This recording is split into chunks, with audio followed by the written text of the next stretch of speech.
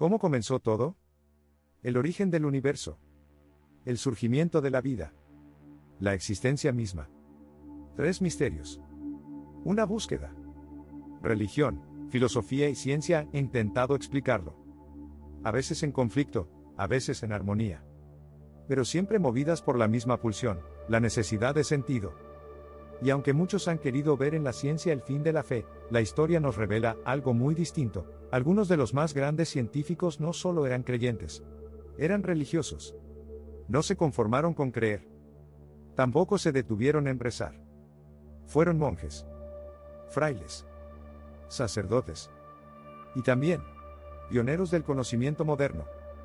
Antena de satélite Georges Lemaitre, sacerdote católico belga, físico, astrónomo. Fue quien propuso la idea del Big Bang. Él la llamó el átomo primitivo. Un instante cero. Un punto infinitamente denso que, al estallar, dio origen a todo lo que existe. Tiempo, espacio, materia. Todo. Sí. El origen del universo no fue propuesto por un ateo. Fue propuesto por un sacerdote. Hojas revoloteando al viento. Gregor Mendel, monje agustino. Desde su monasterio en Brno, descubrió las leyes de la herencia genética. Hoy lo llamamos el padre de la genética. Cruzaba guisantes. Escribía observaciones. Y sin saberlo, fundó una ciencia que transformaría la medicina, la biología y la forma en que nos comprendemos a nosotros mismos. Sol con cara. Nicolaus Copérnico, canónigo polaco. Propuso que no era la Tierra el centro del universo, sino el Sol. Un clérigo que nos sacó del centro cósmico y abrió paso a la revolución científica. Microscopio. Roger Bacon, fraile franciscano del siglo XIII. Promotor del método experimental. Antes de que la ciencia fuera ciencia, él ya hablaba de prueba, de observación, de verificación. Y no están solos. ADN. Jean-Baptiste Lamarck, naturalista creyente, precursor de la biología evolutiva. Arcoíris. Francesco Maria Grimaldi, jesuita que descubrió la difracción de la luz. Piedra preciosa. René Jastaoui, sacerdote y padre de la cristalografía moderna.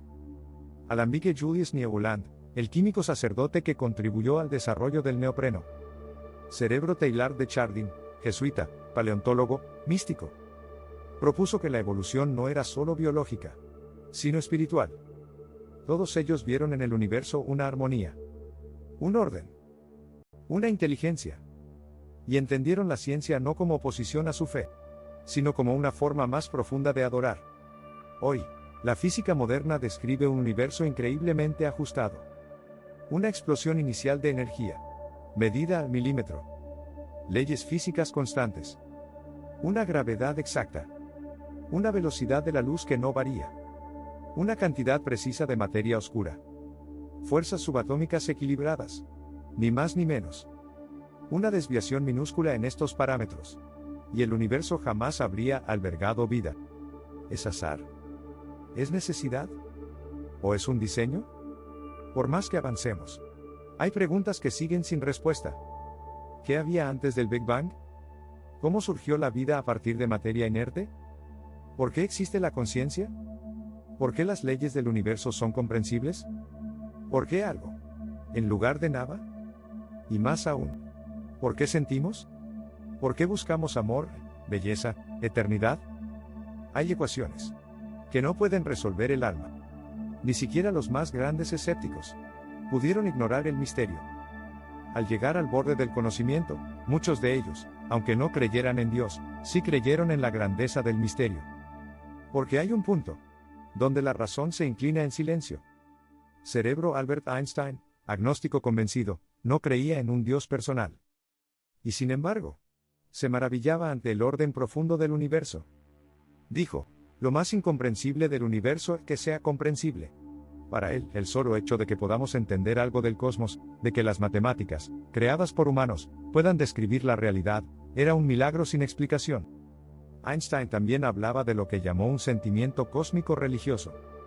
Una reverencia ante la armonía del universo, que iba más allá de la teología, pero que no era menos espiritual. Microscopio. Richard Feynman, físico brillante y ateo declarado, no temía decir, no lo sé. Dijo: prefiero vivir sin saber, que tener respuestas que podrían estar equivocadas. No buscaba consuelo. pero sí vivía con una profunda admiración por lo desconocido. Para Feynman, el misterio no era una derrota del pensamiento, sino una puerta hacia la belleza. Creía que el verdadero científico debía vivir en el equilibrio entre curiosidad y humildad. Y que decir no sabemos no es fracaso, sino libertad. Vía Láctea. Carl Sagan, astrofísico y comunicador, se identificaba como agnóstico. No encontraba evidencia suficiente para afirmar que Dios existía, pero tampoco para negarlo del todo. Y sin embargo, su forma de hablar del universo rozaba lo sagrado. Dijo: el universo no solo es más extraño de lo que imaginamos, es más extraño de lo que podemos imaginar. En su voz había una reverencia, una especie de espiritualidad sin dogma, una fascinación tan honda, que solo le faltaba el nombre de Dios. Sagan entendía que la ciencia no lo explica todo, y que cuanto más sabemos, más profunda se vuelve nuestra ignorancia. ADN. Francis Crick, codescubridor del ADN y ateo declarado, confesó que el hallazgo del código genético le parecía tan complejo y perfecto que costaba creer que no tuviera una intención detrás. Aunque no creía en una divinidad, sí reconocía que el origen de la vida seguía siendo una incógnita profunda, casi inalcanzable. Símbolo de átomos. Stephen Hawking, agnóstico por convicción, jugó durante años con la pregunta última: ¿qué hubo antes del Big Bang? Y en uno de sus últimos libros escribió: puede que no haya un Dios, pero el universo tiene las leyes de la física. Y esas leyes son lo que nos permiten existir. Y aún así, admitió que, aunque las leyes fueran claras, la razón por la que existen en absoluto sigue sin respuesta. Telescopio. Incluso en la mente más escéptica vive una chispa de asombro que roza lo espiritual. Porque cuando la ciencia llega a su límite, cuando las ecuaciones se detienen, cuando el telescopio ya no puede ver más allá, queda solo una cosa: el misterio. Y ese misterio, aunque no siempre se llame Dios, es lo que muchos científicos reconocen como lo más real, lo más inexplicable y lo más profundamente humano. Los religiosos científicos de la historia no estudiaban el universo a pesar de su fe. Lo hacían por su fe. No veían contradicción entre razón y devoción. Al contrario, para ellos, comprender la creación era una forma de amar al Creador. No buscaban a Dios fuera de las leyes de la naturaleza, sino dentro de cada una de ellas. Para Lemaitre, estudiar el cosmos era mirar el instante en que Dios dijo hágase. Para Mendel, cada semilla que germinaba era una parábola viviente del orden divino. Para Teilhard de Chardin, la evolución no era un proceso ciego, sino un camino hacia lo que él llamó el punto omega, el destino espiritual del universo. En sus mentes, la ciencia no era simplemente análisis. Era contemplación. Una forma de oración. Un altar invisible donde cada partícula, cada fórmula, cada célula, revelaba un fragmento de lo eterno. Cada vez que descubrían una nueva ley física, una estructura matemática elegante, o un patrón genético repetido con precisión en la vida, no pensaban que el mundo era más simple, sino que el Creador era aún más profundo, más sutil, más admirable. Esa visión no ha muerto. Aún hoy, en universidades y laboratorios de todo el mundo, hay físicos, astrónomos, biólogos, químicos y neurocientíficos creyentes que no sienten que su fe obstaculice su investigación. La expande. Porque la fe les da una dimensión adicional a la búsqueda, la capacidad de asombrarse. La capacidad de preguntar no solo el cómo funciona el universo, sino también el por qué existe en absoluto. La fe no les quita rigor. Les da motivación. Para ellos, descubrir cómo la luz se curva en el espacio, cómo se forma una nebulosa, o cómo una célula se replica en un embrión, es como leer un versículo sin palabras. Cada nuevo hallazgo es una invitación al asombro.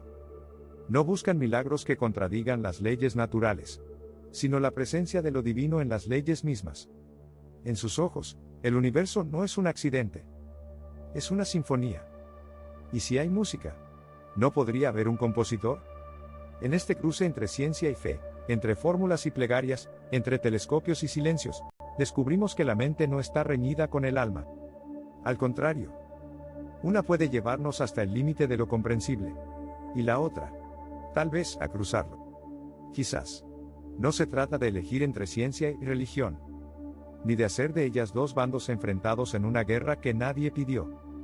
Tal vez el verdadero error ha sido creer que solo una puede tener la verdad, que solo una puede ofrecernos sentido. Pero, ¿y si ambas miraran el mismo misterio, desde ángulos distintos? Una lo descompone, la otra lo abraza. Una mide, pesa, clasifica. La otra se arrodilla, canta, pregunta en silencio. La ciencia disecciona la realidad para comprenderla. La fe la contempla para habitarla. Y sin embargo, cuando se alejan de la soberbia, cuando dejan de intentar tener la última palabra, se parecen más de lo que creemos. Ambas, en sus versiones más puras, nos enseñan humildad ante lo que no comprendemos. La ciencia, cuando se topa con el misterio del infinito. La fe, cuando reconoce que no todo se explica, que hay cosas que simplemente se viven. Ambas nos piden lo mismo. Tubo de ensayo. La ciencia nos pide honestidad para reconocer lo que ignoramos. Paloma, la fe nos pide valentía para confiar, incluso sin verlo todo claro. Ambas, en su mejor forma, no imponen, invitan. La ciencia nos dice, mira más allá de lo evidente.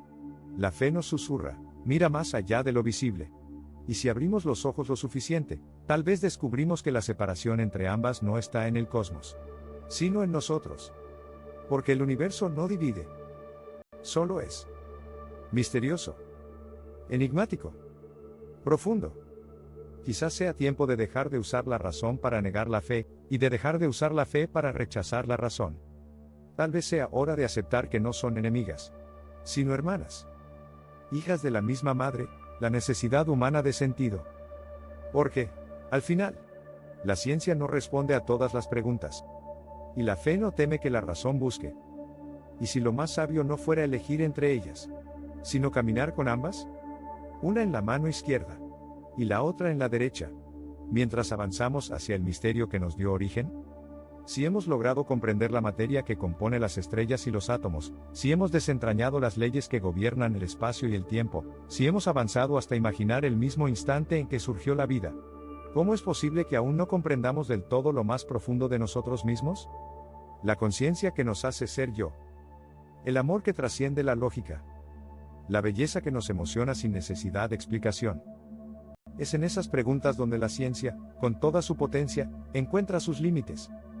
Y es allí donde la fe, la intuición y el misterio encuentran su espacio. Tú decides. ¿Crees que la ciencia y la fe son opuestas, caminos que se separan? ¿O piensas que la búsqueda del conocimiento nos acerca más a la grandeza del Creador, que nos invita a maravillarnos cada vez más ante la inmensidad y complejidad del universo? En un mundo que parece exigir respuestas rápidas y certezas absolutas, quizás la verdadera sabiduría esté en aceptar la incertidumbre, en caminar con humildad y asombro, en no tener miedo de hacer preguntas que quizá no tengan respuestas claras. ¿Y tú, que estás escuchando ahora, dime, crees que la ciencia aleja de Dios? ¿O que, por el contrario, nos acerca más a su misterio y su grandeza? Déjalo en los comentarios. Comparte tu opinión, tu duda, tu esperanza. Porque en el diálogo nace la luz. Y en la duda, muchas veces, nace la fe.